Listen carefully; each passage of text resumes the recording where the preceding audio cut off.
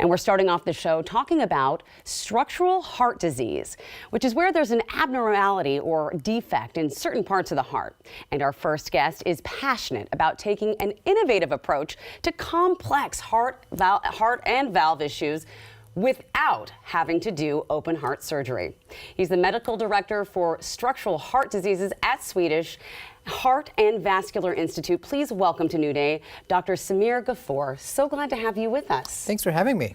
This is really interesting because I don't think a lot of people have heard the term structural heart disease. Will you explain what that means? Absolutely. So when people think about their heart, they think about, oh, how does this whole thing work? At the end of the day, the heart's a pump that has to move blood from one side of the body to the other. How does it do it? It has valves, which are like doors. They open, they close. It has a muscle. It also is like a house, so it has plumbing and electricity. But the main thing that what we're focusing on is the first aspect, which are these valves, which are doors, which basically open and close, allowing blood to move in one direction, which means that they can work well, or sometimes they don't work well, which is when they don't open well or they don't close well. So when they don't close well and we get blood backing up in places it shouldn't be, right? What causes this? Absolutely. So there are so many different reasons why that can be the case. Sometimes people can have a heart attack and that's causing the valve to be leaky. Sometimes they can be born with a certain condition that causes the valve to be leaky from even at birth. So there's a few different things. For tight heart valves, such as the aortic valve, which can get tight, and that's called stenosis, that's something that happens as we get older. So many people in their 60s, 70s, even in their 90s can start developing this.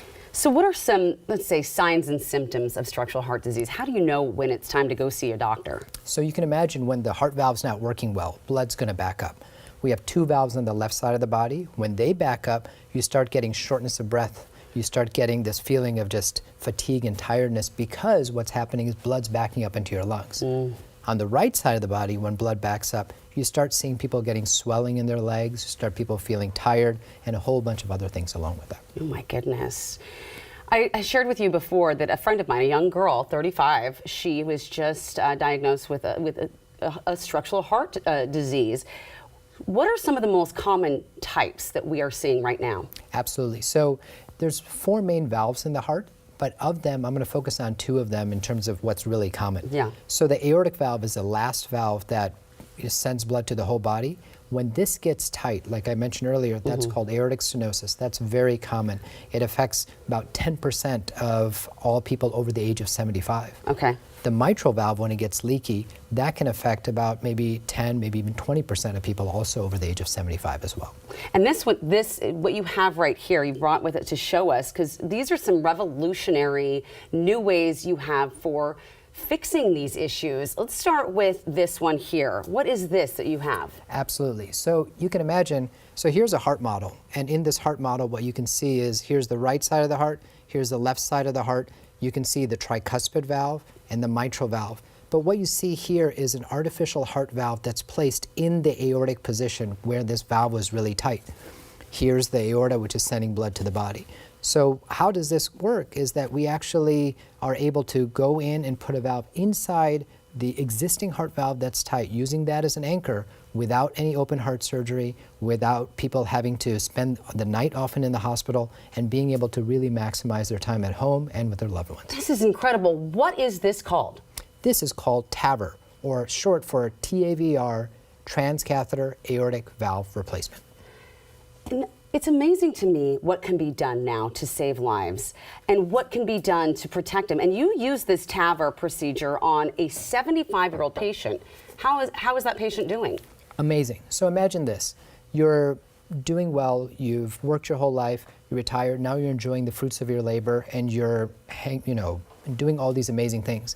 What happens as you get older, you start feeling a little more short of breath, start feeling not so great, maybe some chest pressure. Sometimes we will even pass out from this condition. Yeah. So what happens is he was starting to face all these issues. We went to his cardiologist, and the cardiologist heard a murmur and said, let's follow that up with an echocardiogram, which is an ultrasound to take a look at that heart. Right.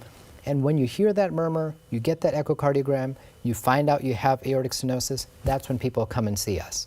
And I and the members of our team, we've got great people over here with us at Swedish, we end up first saying, all right, what's the best possible way to take care of this? We do a few tests and then set them up often for this TAVR procedure if it's the right thing to do.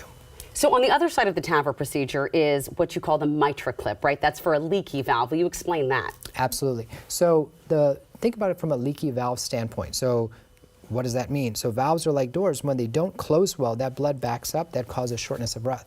Many people are often able to go to surgery and get this condition fixed, and they need to, because usually what happens if you have severe mitral regurgitation, even up to about 57% of people may not even live a whole year from this condition. Oh my goodness. Yeah, so it's a big deal.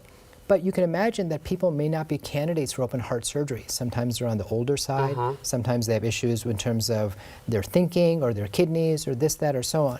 That's when this procedure called a MitraClip comes in.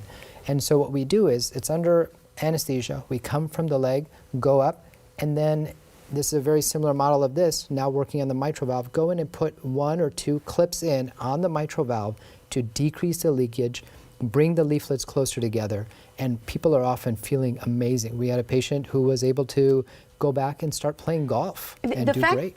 The fact that you can do this without open heart surgery, it really amazes me. Before I let you go, I just want to ask you, I think we kind of already heard this answer, but what makes Swedish structural heart and valve program stand out from the rest? Absolutely. So Swedish is great because it's, number one, a multidisciplinary approach. We've got great cardiologists, surgeons, and anesthesiologists all working together. Number two, we sometimes do the most of things in the country. So our MitraClip program is the busiest in the country as of this year. And we've done thousands and hundreds of these important types of procedures. Number three, we have cutting-edge research. We're working in the tricuspid valve. We were the first on the West Coast to do this, and many other things within structural heart, which is a great place for us to be. My goodness, well, we are delighted to have you here. I know you are a busy person saving people right now, so we will let you go, but thank you so much for your time. Thank you for having me. To learn more about Swedish's structural heart and valve program, please visit the website on your screen.